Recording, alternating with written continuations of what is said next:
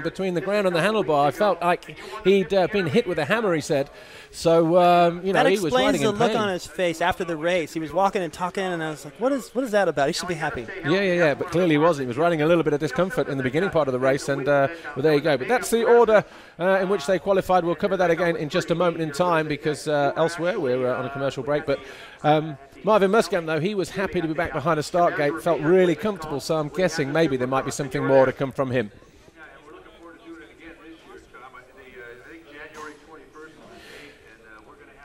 Ken Roczen qualified on pole from Jeffrey Herlings, Marvin Musquin, Max Anstie. Gauthier Paulin was 5th after starting in 7th position. Tommy Searle had an eventful ride, was 8th on the first lap before crashing with the wayward machine of Arnold Tonus over the double-double section, the far end of the circuit, but he remounted to get back up to 6th position, so Tommy Searle will be fired up, ready to go. Jordi Tixier had his best qualifying of the season in 7th position ahead of Harry Koulas, Travis Baker, Joel Roulant and Christophe Charlier. Zach Osborne, who finished 2nd here last year, he was running in 5th the first part of the race, and then he also had a coming together.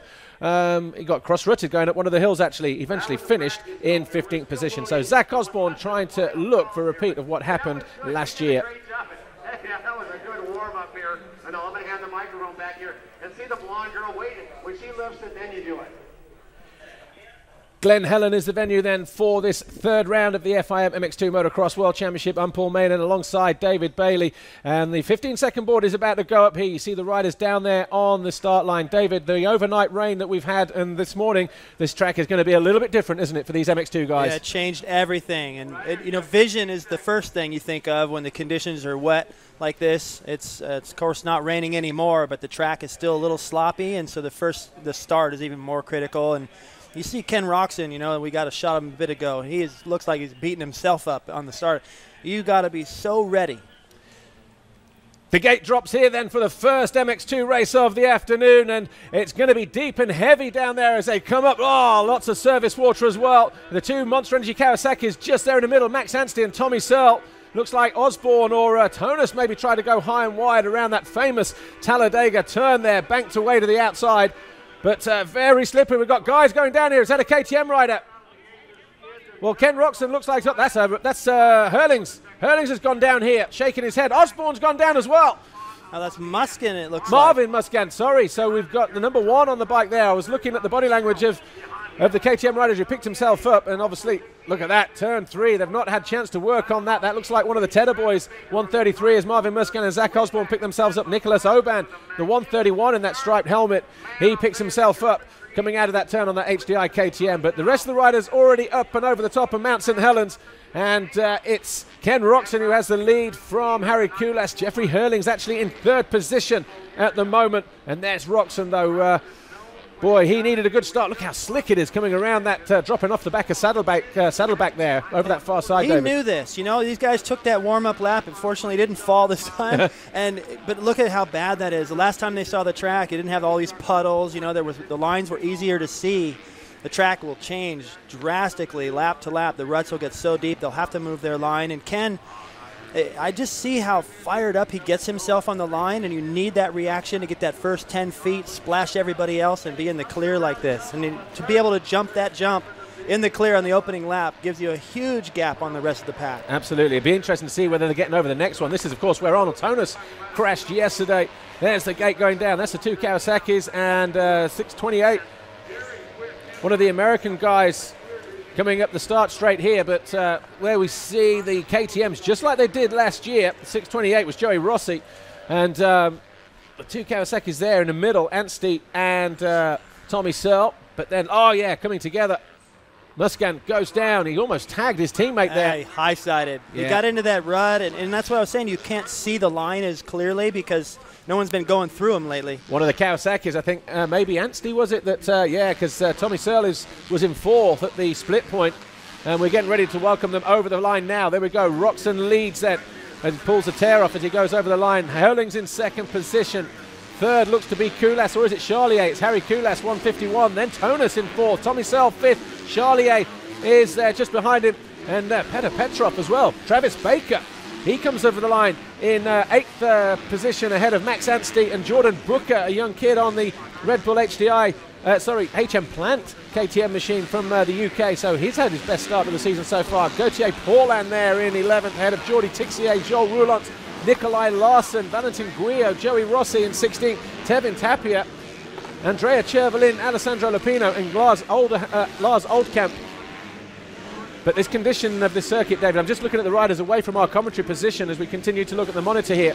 While the start straight is really wet and heavy in the first few corners, the hills are actually drying out really nice, aren't they? Oh, yeah, the water drains down the hills, but down in the bottom in those corners, like what Marvin experienced right off the start, a little bit off camera, the water sitting in all that slush in the rut. He wasn't able to pick his line, got off balance, and pretty much ruined his race so far. It's a complete opposite of what happened last year.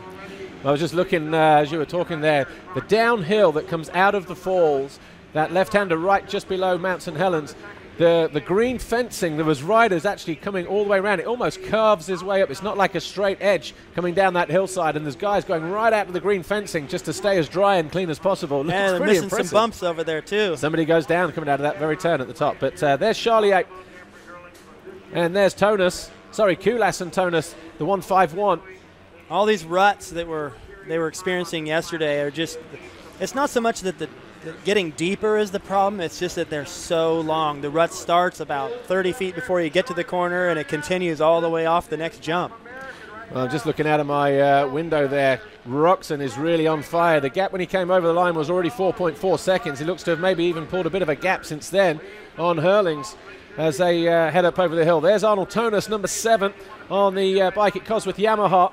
He's there in fourth position, just behind Harry Kulas, who's looking a little bit awkward, it has to be said, trying to get into those lines. Yeah, you have to have such good balance, and that rut starts way before the corner. So you know, especially when you're following somebody, you have to make that choice. Should I follow this guy for this long? It's the better line, but if he has a problem, it's yours too. I tell you what, that was a brave move there from Arnold Tonus. He was committed. Wow. He was right on the rear wheel of Harry Kulas as he approached that uphill double. And if Kulas just suddenly got it wrong and backed out, that would have been a whole can of worms open right up. As that's where Tonus crashed yesterday, remember. He just cased it. Look at this section now. If you try to go to the inside, it's off camera, washing away from you. You go through the water. Now that far left line is coming in better. So the rain changed the whole thing. Are they still getting over this one? Yeah, look at that. Tonus gets over it. Harry Kulas decides to not go for the big jump downhill. And that's Tonus now into third position. So Steve Dixon will be more than happy. Ken Roczen getting ready to come around over the finish line and does so now. Right, a 3-minute and 7 lap time. About 15 seconds slower than yesterday. And he's got a 7.7 second advantage. His lap time in the race yesterday was a 2:50. That was the fastest of the session in that qualifying race. Time training, it was 2:46.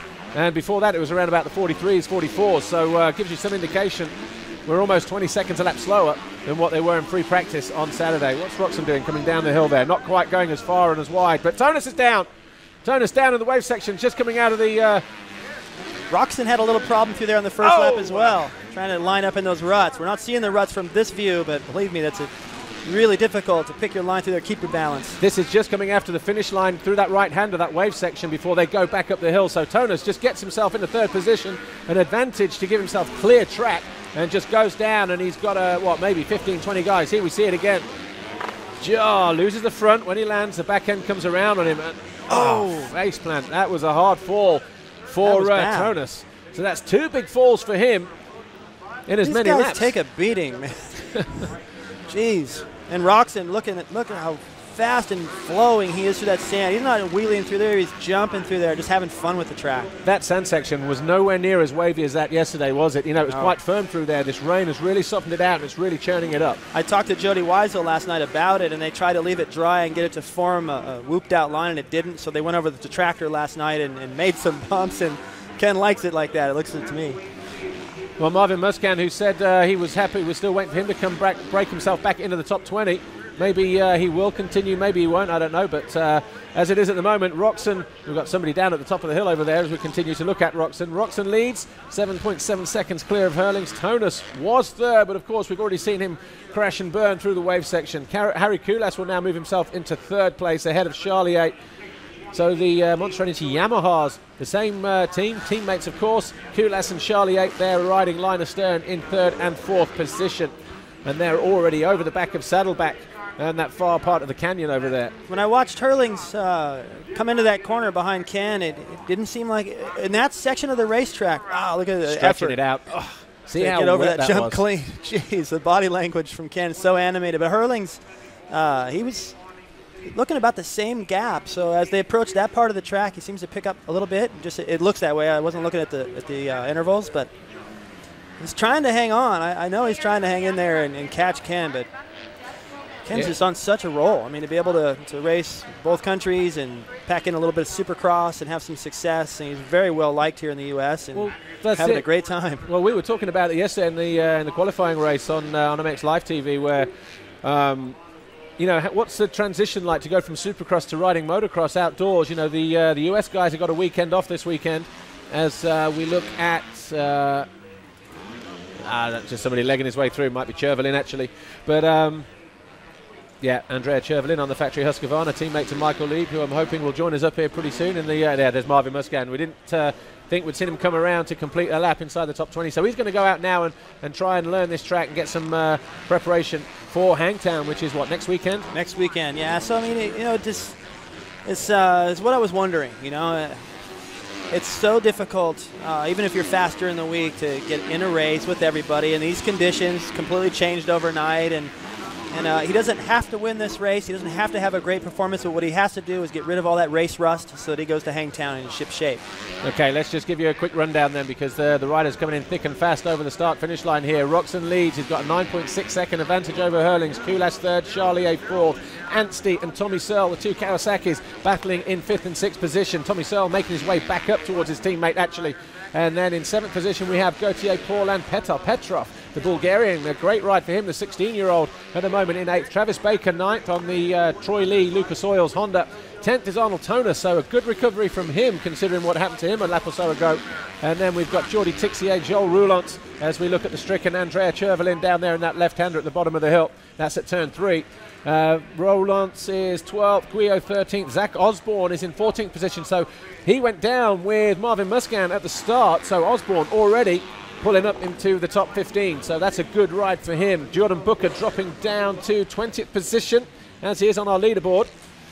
But yeah, going back to Roczen, the Supercross outdoor thing hasn't really phased him, has it? Because he rode the Deep Sand of Holland 3 weeks ago, came back to the Supercross, got second, won the West Coast in Vegas last week, and here he is winning and qualifying on the top of his game outdoors. Yeah, you know, sometimes you just get in that rhythm and that groove, and you start to expect to win, and you see that he's doing things right. He recovered from a crash in the sight lap yesterday, and he got himself fired up on the line, got the start he needed. He's just doing things right, and you got to enjoy that while it's happening, because you know that can change pretty quick. You saw how it only took maybe 45 seconds of this race for Marvin to have a major problem. So probably less than that. Just well, actually, yeah, probably about 45. That's the length of start straight. Yeah. So Ken, you know, he's just in that zone right now where things are working, and you have to make that happen too. You don't just get lucky and to start winning races. He's worked hard, and now it's paying off. I was just talking to one of our FIM guys. He's the guy responsible in the doghouse, Andy Summers, and I said to him, you know, it doesn't look like the machines have been out too much during the break that we had around about an hour between the Vets second race and of course the sighting lap for the MX2 race, and he was saying, yeah, but the thing is, you know, you look, there's a machine over the far side and it was very, very heavy and sloppy. That's Baker gone down out of ninth position, so not good for the American. Now it's at the approach to the big jumps. So yeah, sorry about that, David. Just edit points, don't you hate them? But it was saying that, you know, over this part of the circuit in particular, where it's a lot sloppier and a mushier, you can just move that stuff all over the place and it's not going to do anything. And I'm just looking at the track around from our commentary position now. The hills are already starting to dry out pretty good, and if this wind picks up, that's the only time that we do want the wind all weekend, is just to help dry this circuit out a little bit more, so that maybe after MX1 they can get out and start fixing the track in preparation for the second half of the races. Yeah, Herlings just flying down that hill. He came out of the corner and grabbed a handful. Fastest lap of the race, 3:06. Wow, you could just see it, just the body language and how hard he was on the throttle. The front end was twitching, and he didn't let off. He's just had himself a few laps just to get back into things here, because Ken Roczen went through 3 minutes and 10.2. Herlings, the fastest lap of the race so far, 3:06.8. That's 4 seconds. He's got that gap down to 6.2 now, just after 3 laps. We've got 22 minutes left in this race. It's Roczen leading from Herlings with the Yamaha of Kulas third.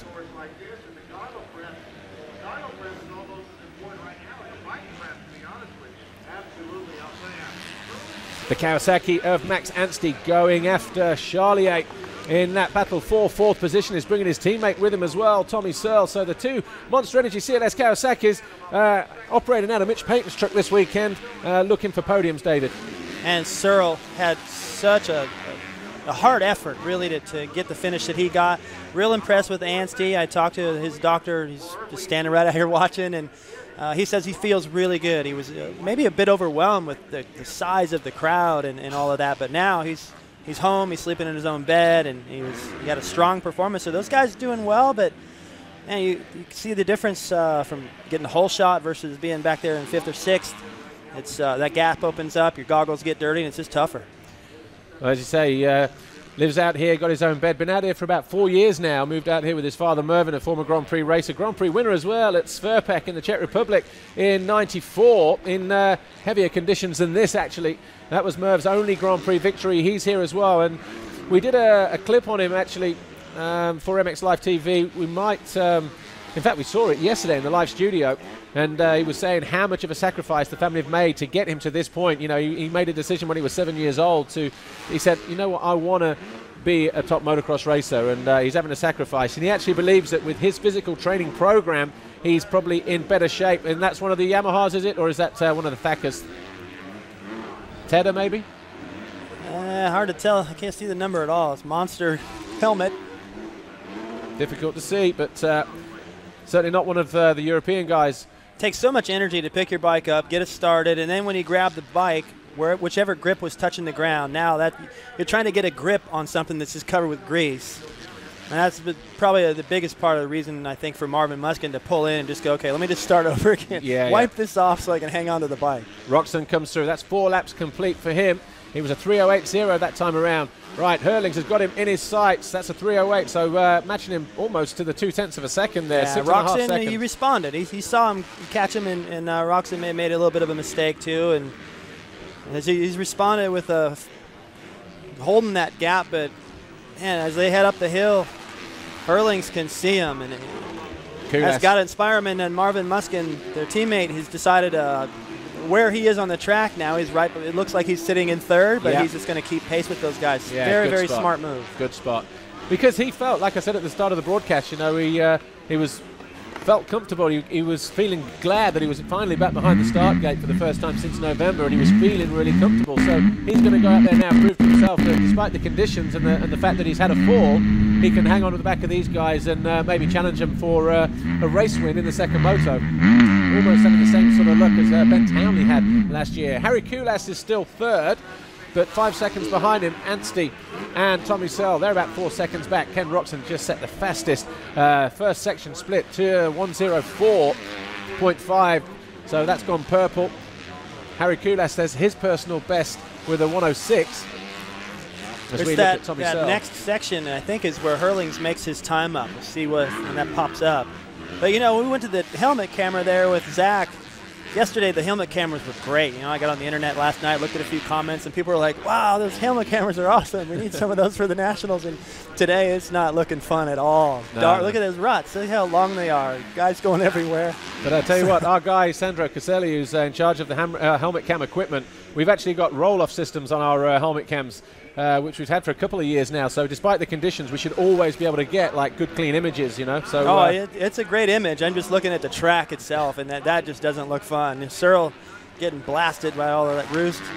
Finally gets through it all, clears his vision, and back to business. Try to make some more progress. I was real impressed with his the way he rebounded from that start and crash yesterday, and he was very lucky, wasn't he? The way that he hit that bike of Arnold Tonis. And then you pointed out to me, looking through all the results, that his fastest lap yesterday came on the 8th lap of 9. So he's He burned some energy yesterday. I don't think you're burning a lot of energy today. It's more about balance and just attacking the track. When it's like this, if you try to be a little bit careful, you end up going down anyway. Yeah. So just attack it, and sometimes you get away with a little swap out, you know, and because you're so in that attack mode, you tend to react a little quicker to it.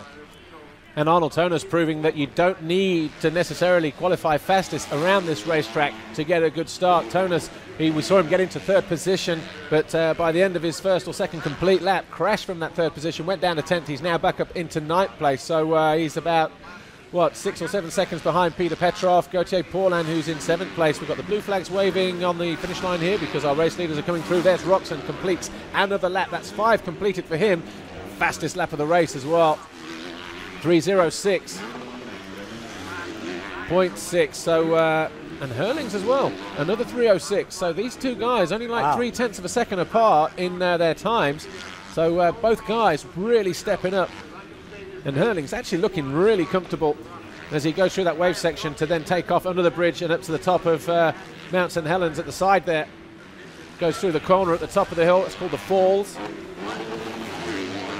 Christophe Charlier on the Garibaldi Yamaha through the Garibaldi stable. Giacomo Garibaldi, the team owner, team manager, but it's Monster Energy Yamaha in conjunction with that of the Michele Rinaldi team as well. Paulin coming over the jump just in front of him and getting in those ruts. You know what you have to do is hit the rut as fast as you can, and if you get crooked, you fix it in the air. These guys on purpose throw that bike that far sideways, but it's for some reason your mindset is a little different. You don't want to get sideways going off a jump in a rut. But the guys that just go for it and fix it in the air are the ones that are making time. Just saw Toner's come over the line in front of us. He's still there in 9th position.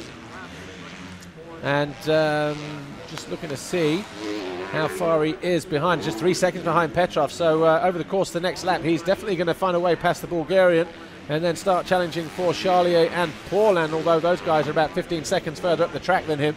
Zach Osborne just goes through as well. He's now in 12th place. So not the start that Zach Osborne would have wanted after setting the fastest time in free practice, qualifying second in the pre-qualifying, and well, I suppose it started to go wrong for him in the qualifying race, didn't it, when he got hooked up coming out of that rut over the far side and went down. He high-sided himself out of the seat, went down, and Anstie hit him as well, and he scuffed him up pretty good, but not bad enough so that he couldn't ride. Yeah, it was, he just got up and did what he had to do from that.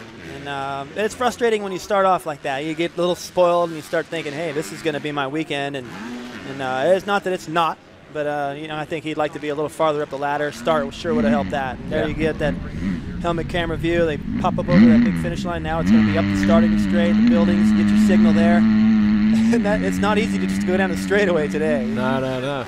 Well, that looks like the scene from a beach race, one of the European beach races. Yeah, we're looking at Zach Osborne, and I think maybe we're going to go down to pit lane and listen to what they have to say.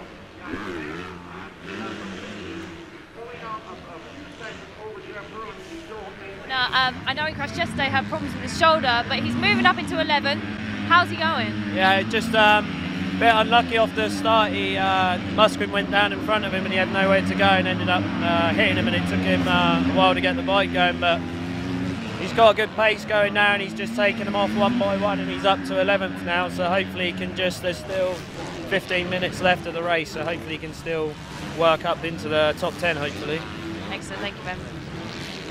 Well, Zach Osborne and Arnold Toner continue to do battle around this racetrack. Max Anstie is the man on the charge. He's only 2 seconds behind Harry Kulas last time around and was lapping in a 3:10 compared to the 3 minutes 12 of the Finn, Harry Kulas. So just trying to pick a view out of our box here to see when Harry Kulas comes through the line. We've had our leaders through already. The 3:04, look at that, we've had a mistake from Herlings. 3:13 lap for him, so he's obviously gone down. That's opened up a 16-second gap for Ken Roczen at the head of the field. Here is Max Anstie and Harry Kulas. So Kulas over the line now, and Anstie all over the back of him, David Bailey. The difficult part now is that now that he's caught him, now he's getting more roost. So you've got to make that pass quick or have a whole bunch of tear-offs or roll-offs and always be reaching up. He's alongside him through the wave section, and he's already gone through. So Max Anstie finds a way through. Sorry to cut in over the top of you there. But I just wondered how close in that rhythm section towards the right-hander just past the finish line. Harry Kulas went to the inside. Anstie slungshot his way around the outside and got the better momentum down the left side over the next rhythm section, and he was easily through halfway through the section. So now Harry Kulas got to be mindful of the fact that his teammate Tommy Searle is breathing down his neck, because Charlier has dropped to 7th. Paulin now up into 6th, but it's looking good for Roczen though, as he's 16 seconds clear. We've got a guy going down over there in front of us, but looks like he's away. Now Roczen, he took off, got the lead he needed so he could be comfortable and choose the lines he wants and get accustomed to the track, get a flow. And Herlings was trying to latch on, and he made that push. He got some quick laps, but that pace, you know, eventually it's tough. You know what it's like when you try to catch somebody. You're digging so deep that you're kind of on that edge, and you can make time, but one mistake, it usually just a big one.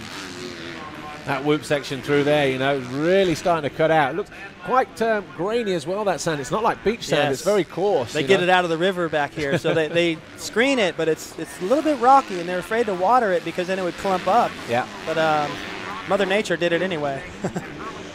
So who's that we're looking at there? Max Anstie and Harry Kulas. That's 3rd and 4th position. So Anstie was saying this was pretty much his playground. There's not going to be too many people go out and get a result on him here. But of course we can, you know, forgive the KTMs for doing just that at the moment.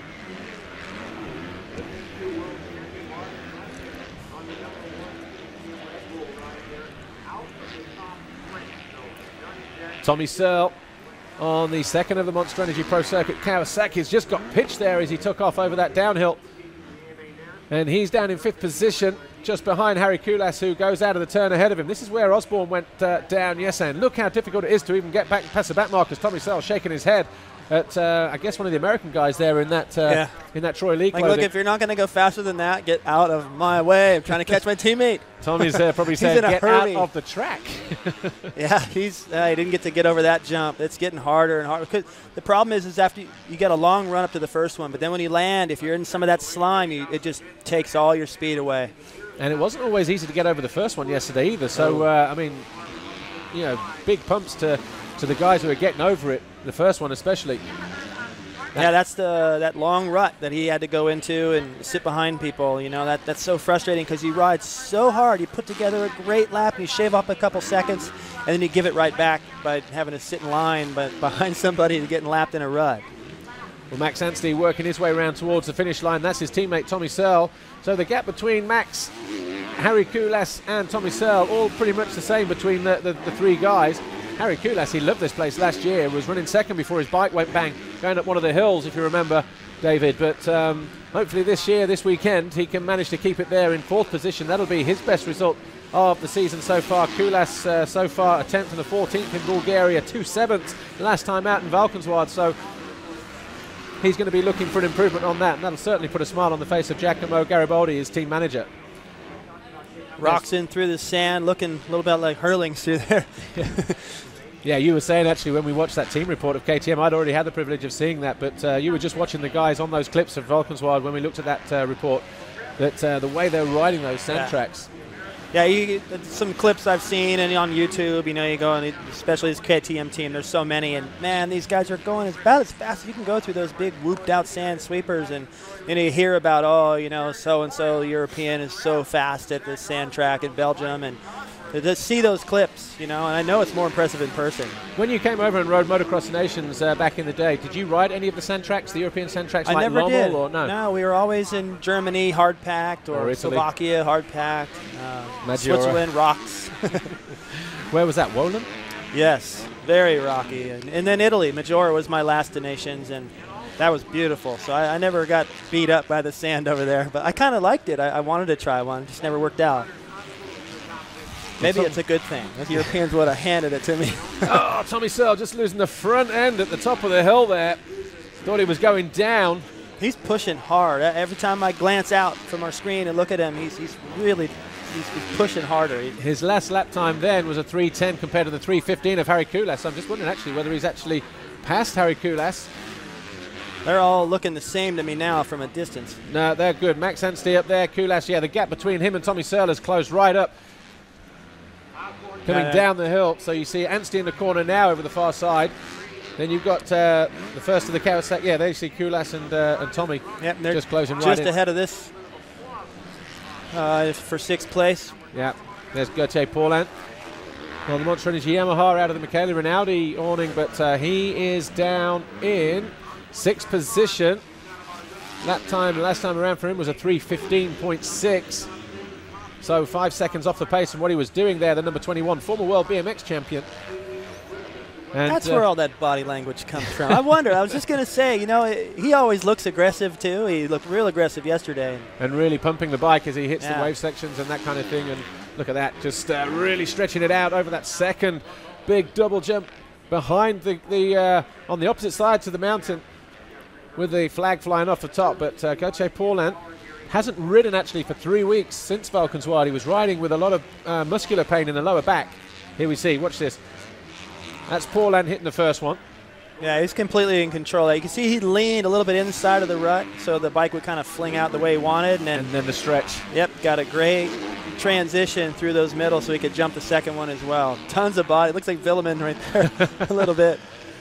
Oh, I thought you said we had a sandcross on the front of this machine. Only I was looking down over the front mudguard there. And so anyway, we've got 6.5 minutes to go plus 2 laps. Kulas and Tommy Searle all over the back of him, going up the hill towards the American flag at the top of the hill. And we have that advantage coming down the hill back towards our race control. Under the bridge, Tommy Searle and Harry Kulas. We continue to look on board with Zach Osborne. Looked like he got a little bit out of shape there. That's coming down the waves. And then the big step down here as well, a couple of 3 corners before the finish line. Zach Osborne now in 11th place, just behind Travis Baker, but he's around about... we'll just wait for that to kick back in. Wait for the roll-off. Please tell me the roll-offs are working. And that's what happens about it. And you don't even need to be behind somebody. Sometimes your own front tire and fender can splash that stuff up on you, and you got to wait until you get a chance to reach up and pull that vision clear again. So it's one thing as a spectator, sometimes you're wondering why a guy's dropping back, and then you realize, oh, they can't see. Baker just gone around the corner. There's Osborne. So that's the gap between the Americans of Travis Baker on the Troy Lee Lucas Oils Honda and Zach Osborne on the bike at Cosworth Yamaha just there in the blue, who's picked himself up off the deck from turn 2. A collision with Marvin Musquin on the opening lap of the race. Didn't do either of the riders any good. And Osborne now looking to find a way through into the top 10 past his fellow American. Travis Baker, have you had a chance to speak to him since practice yesterday or not really? A little bit after practice, yeah, and he said that he felt good, and he just said, man, anytime there's a race, I want to just go out there and stay in the groove and try to improve myself. And that transition you talked about from Supercross to outdoor, I think Travis is using this as same like for Roczen and for Musquin, rather. Kind of as a warm-up to the next round and make that transition better. Did you see that picture then, the last shot of Roczen going into that Alessi turn, that right-hander? How many ruts, how wet it was just going into that right turn, and the riders are either one side of the track or the other. So it might get to the point after the MX1 race where they're just going to have to say, okay, we need to get rid of a lot of this stuff where we can. Not too worried about the hills, but let's try and work on 1 or 2 areas. Yeah, I think they can fix a couple of spots, and then as for the riders coming up in the next races and knowing these guys. I'm here in with Chad Reed, 2 times AMA Supercross champion. We're here at Glen Helen. I know you're Australian, but you've been living in America. How is it to see the Europeans out here? Oh, it's awesome, and more than anything, just to see some old friends. I spent the whole year in 2001 out there, so made many friends, and it's nice to get out and mingle, and it's very quiet, so it's actually kind of nice. I can kind of just cruise around and go see some people and watch them work, and I wish I was racing, really. You had an amazing Supercross season as well, but you've seen Ken Roczen racing Supercross, and seeing him on outdoor track like Glen Helen, how's that been? I'm a big Ken Roczen fan for sure. I think he's a neat little kid. I think he's got an amazing personality. So I think, for me, like from being somebody that raced in Europe with a long-term goal of coming to the US, I think he has a bright future ahead of him. And I think it's going to be really important for him to try wrap up a championship this year and do something I didn't get to do. I really would have loved to have won a world championship, but I think it's neat that he's, winning and he has a good shot, and it possibly looks like he'll come here next year. And looking at the MX1 class, I know you watched yesterday. Who do you think is going to win? I like Crowley. I'm a big fan, and but as a fan sitting here watching the race, you just want to see a big battle. So I don't have anybody that it matters who wins or not. I just want to see a good race and see a championship tighten up a little bit. I think Caroli's down about 12 points. Excellent. Well, enjoy your day, Chad. Thank you for speaking to us. Hey, thanks a lot. Appreciate it. Good work there, Georgia Lindsay, tracking down Chad Reed, 2-2 Motorsports Honda rider, just finished, second in the Supercross Championship this year? Yeah, and he finished it off really well, and you think about, all the chances that, like if James Stewart hadn't have punted him over a berm in Dallas, he would have won, but then if Dungey didn't throw a chain, and then, everybody had their thing, and Chad was crazy close. Season. I'm sure, when he's saying, hey, I'd love to be out there, I'll bet he means it, but man, it takes a lot after their series to change the fuel and the sound and do all that stuff. And now that he's a team owner and that's on his dime, it's like, maybe I'll just go mingle. Yeah, I've got to pay these guys for another week, a bit of preparation time. So I understand both sides, but it'd be cool to see him out here. Yeah, Tommy Searle riding with no goggles. But going back to that comment, I was talking to Davey Coombs, just said to him, what's it going to take to get this GP up and running, in the way that a lot of fans, you can look on the sites and everything else. And he was saying, actually, we've had some really good meetings, us and the FIM and the AMA and everything else like that. So, it sounds like, progress is really being made to get this place rocking and rolling from probably 2012 onwards, and maybe even starting with rule changes slightly that will accommodate both the Americans and the Europeans at the Motocross of Nations later on in the year.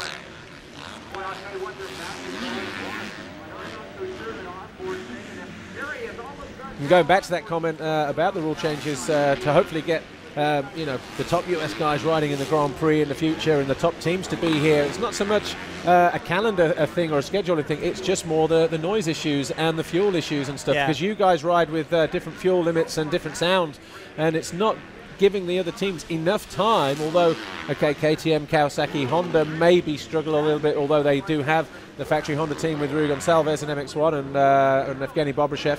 They have information, but those pipes and that fuel might not work with their particular setup. Yeah, so, well, they're trying to test and get ready for the National, which is the opposite direction, and then they got to swap that up and put everything else on and do a little testing, so you come out here and have a good show and keep the the momentum and leave here with a good feeling. And it's a big effort, I guess. So it's times are a little different. When I raced, it was just a box van, and it wasn't a big deal. And I always liked to do them because it was on Wide World of Sports and reasons like that. I always wanted to ride Unadilla as well, but times are a little bit different, and I think it's not so much the American riders riding that's going to bring the crowd out. It's just the crowd learning more about the Grand Prix riders, and a lot of them end up coming here to race, and so it's a preview as to who's rocking in Europe and has won a world championship, and might kind of want to check that box for a U.S. title. Well, like Chad Reed was saying, he's a big fan of Ken Roczen. He, hopefully wants to get the title wrapped up this year if he can, to give him the opportunity to go on and better himself in the US and start winning there. As he said, he's got a bright future ahead of him. But Chad Reed, of course, finished second in the World Championship in 250 before he came here. Won a Grand Prix along the way as well. Was that Anstie smoking then? Yeah, Anstie. That's not good. We've got 3 laps to go. Max Anstie is sitting in 3rd position on that Monster Energy Pro Circuit Kawasaki. His teammate Tommy Searle is in 5th place without goggles, trying to find a way past Harry Koulas. But look at that. I'm guessing... well, it's not coming from the radiator, is it? So it's not like an overheating thing. That bike, well, if he makes the... nicely. Wow, that was beautiful. There. I was thinking, if it was still smoking, then... it is a little bit. I can't tell where that's coming from. Might be from the back of the silencer, possibly, but then that's oil smoke, isn't it? Yeah, I was thinking the shock, but I don't know. Hard to say. He's still going fast. And the thing is, sometimes when a bike goes wrong like this, not saying it's like an engine thing, but if it was, sometimes you get some kind of warning, an engine noise or something like that, or it tightens up a little bit coming out of the corners. It's down to Max now to hear what's going on with that motorcycle, to try and nurse it home for 2 laps. Even if he finishes in 5th position, he's going to be disappointed. Has he come over there? Yeah, he just came by and doubled that. I'll tell you who's nervous, his mechanics. They saw that when he rode by. Max might not be aware of it just yet. He doesn't seem to be changing his lines or anything. As a result, he's still going for it, but the guys in the paddock are crossing their fingers. There's Tommy Searle. You clearly see he's got no goggles on, legs his way through that left-hander. He's not having a good time through there. No, losing valuable time to Harry Koulas. Looked like he'd done the hard work and closing him back up again, but suddenly Tommy Searle again just finding himself coming unstuck in that left-hander. Gets over the uphill here. And then does he get over the second one? Just really having to stretch it out. Wow. I'm seeing a lot of heart out of him. You know, I'm impressed. I was yesterday, and it's not like I'm, you know, trying to pump up Tommy or anything. I appreciate when I see somebody bounce back from, you know, circumstances. And here he is again. He's been already riding for the last 10 minutes or so without goggles. He's got a little ways to go still. Well, that's not easy to do. Those little pieces double in that as well. So he's racing this like it's the first lap. Look at that straight. Look how wet it is down that left side. Well, 2-lap board goes out, which means Roczen is already over the line. Last time around it was it's now 15.8 seconds clear of Herlings, who will be kicking himself for making that mistake about 5 or 6 laps ago when he was back in contention, having set the fastest lap of the race at one point. So Roczen leads from Herlings. Max Anstie is third, but for how long? He's got a smoking Kawasaki beneath him, and we just hope that he can bring it back home and get himself a podium finish. That will certainly put a smile on the faces at Kawasaki HQ. Harry Kulas is 4th, Tommy Searle 5th, Gauthier Paulin is 6th from Christophe Charlier last time around. Arnold Tonis back in 8th place, and after his crash, Zach Osborne is 9th, and Tommy Searle is, just this last 2 laps really not making, it's not working out for him, is it? He's just not finding the rhythm. That's the first time I saw him go, you know what, I'm over it. Yeah. I don't blame him. He got all squirrely coming out of that left, couldn't do the double, had to roll through everything, which is harder. That's where all the slime is. And he did kind of glance behind him to see where Paulin was, and he knows he's got a little cushion on him. So I'm wondering what kind of signal they would give Anstie on the way by, like, hey, calm down a bit, you know. I don't know. I wouldn't want to have to ride around here without goggles. All those little pieces of sand getting in your eye. If you just get an eyelash in your eye, you can't see. Imagine all this dirt flying around. Yeah, we've both been there. Oh, it's horrible. At the time, you just get on and do it, don't you? You need a pit board to tell your mechanic what's up. You're like, I can't see. Yeah, the mechanic's hanging the board out. Push, you can. Try harder. I can't. 100%. It's like pointing at goggles. I can't see the board. Yeah, it's survival right now for Roczen. He's thinking, right on, this is fun. And Herlings like, okay, I can still maybe grab the overall. And Musquin, I've noticed, you know, he jumped in behind those guys, and then Herlings messed up. And I didn't see Marvin come by. And then I saw him come by a bit ago. So he's just dancing around out there trying to make sure he's comfortable and ready for the next moto.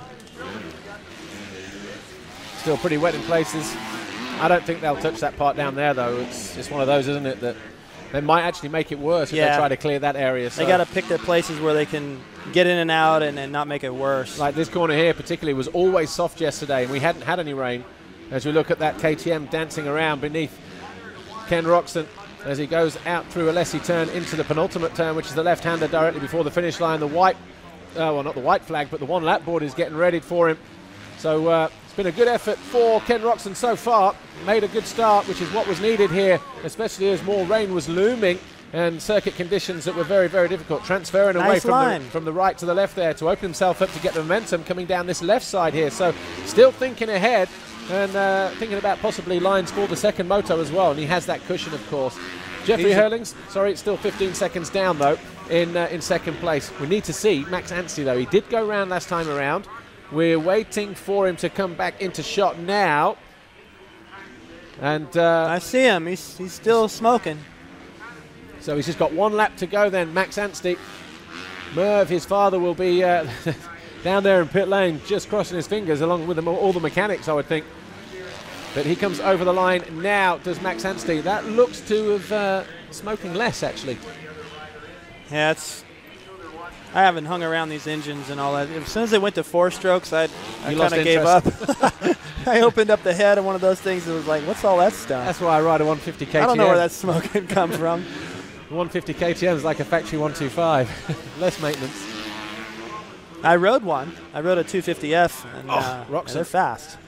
Felt like my old 250 two-stroke, but, you know, a whole different sound. But it was, I could tell why everyone made the switch. Oh, Roczen, did you see him come over that pyramid jump then? As he came into that wave section where all the deep sand is, just got it wrong. The back end came around. He slammed himself into the Marvin Musquin's 19th. Wow. So he'd been off the bike, come in for running repairs and gone back out. And that was the advantage of following Ken Roczen and Jeffrey Herlings when he went back out on track, obviously deciding not to get into a battle with them. But the track is really starting to dry up just in the main line. Yeah. And because the main line is 1 or 2, one right next to it. That line has gotten so, it's a war zone out there. It's so rough that, you know, when riders can move around the track a little bit, it doesn't get as rough in one spot. Well, I was looking at, I think Tommy a couple of laps ago when he came down St. Helens, and if you look, you can see the dry line as they come out of the turn, and down there, in fact, where Tommy is now, out of our camera position, that left side seems to be the line that has dried out the most, and it's only, what, handlebar width apart, maybe just over. Well, this MX2 coming up, or MX1, I should say, coming up next, those big bikes and the first couple of laps, that'll clear a lot of it off, but you're not going to fix that. Nah. That's just a big muddy puddle that's probably not going to, it's just going to be an inside line and an outside line before the end of the day. Well, Ken Roczen had an 8-point advantage over Jeffrey Herlings before we came here. If he brings it home in, what, about 3 or 4 corners' time, he's going to extend that to 11 points. His championship lead is going to be extended again after Herlings took 6 points back off of him at the last round in Holland 3 weeks ago. But still, we've got 1 race to go here for the Grand Prix of the US, the USGP, as Ken Roczen comes out of the final corner.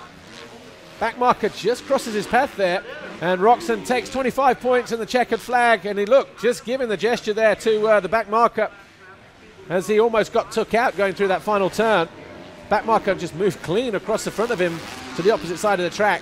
Cost me a race win at Namur, that did in 91 one time. So that goes back to what we were talking about as far as, you know, winning races and things. But Ken Roczen, no doubt about it, he follows up that West Coast Supercross win a week ago with a victory here in this first moto here at Glen Helen. Roczen comes over the line 13 seconds behind him. We're still waiting for Max Anstie on that Kawasaki, and he's coming around the corner any time now.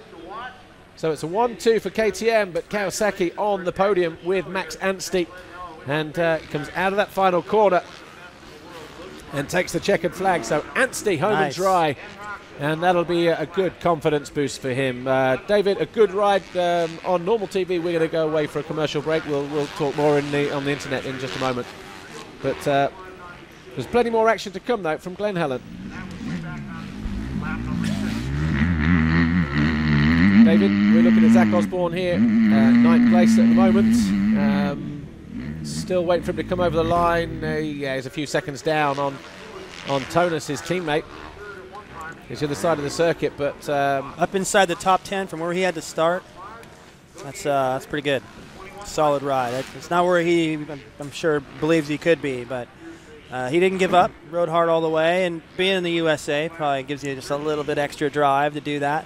But body language there. Look, last lap, knows he's got quite a ways behind him. Knows he's not going to catch the guy in front of him, and he just saw the body language there, wasn't it? It was just, okay, just get me to the second race. I don't like this section, or this one coming up, or this big giant rut. Or this big left-hander. Please get the tractor out here before I see this place again. I mean, look at that. Look at all the ruts and deeps. Yeah, all that stuff over there, it might not be bad, but the color of it, it's not very inviting. Gerald Weaver to the left with the silver hair. That's Roczen's mechanic. New mechanic for this year was formerly David Philippart's mechanic at Monster Energy Yamaha, but both German. These two, so obviously no problems in translations and language barriers, and that's great when it comes to perfect bike setup. But of course, Ken Roczen, as we all know, speaks pretty much perfect English, but we can talk about that a little bit more. Speaks a lot of languages, doesn't he? Like 3 or 4?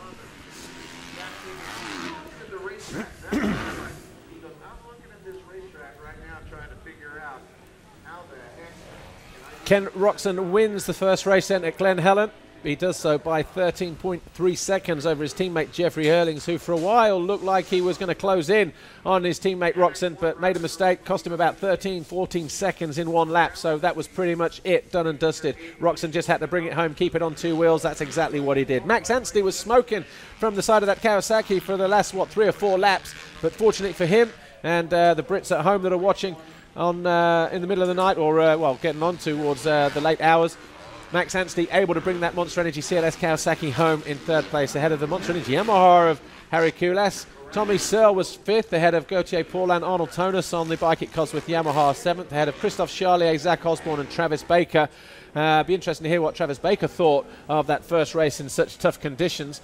Peter Petrov was 11th, so that equals his best result of the season so far, ahead of Nicholas Oban, Jordi Tixier, Joel Roulance, Alex Lupino, Nikolai Larsen. Valentin Guillot was 17th, Pascal Rauschenecker 18th. Marvin Musquin picked himself up off the deck, came into the pit lane at the end of the first or second lap, and got back into 19th place ahead of Tevin Tapia, the American, in 20th position. But there's Ken Roczen, pretty much the cleanest rider on track. Doesn't look like he's used a bunch of roll-offs or tear-offs, but that's official confirmation. A great ride for Roczen, though, David Bailey. Excellent ride, and you know, not a big surprise, but even when you're riding as well as he is and has been lately, there's still no guarantee. You come to the track in the morning and it's raining, and you're like, oh boy, you know, and then the start is something that you can mess up, like Marvin did, and really cost you, but able to just bring it home and deliver again. Herlings really trying. It looks like he's got some speed, but it's harder for him to hold that speed for the entire race than Ken right now. And it seems as though when he tries to make that push, Ken has an answer for it. Well, as we said, that victory for Roczen means that gap has opened up by another 3 points. So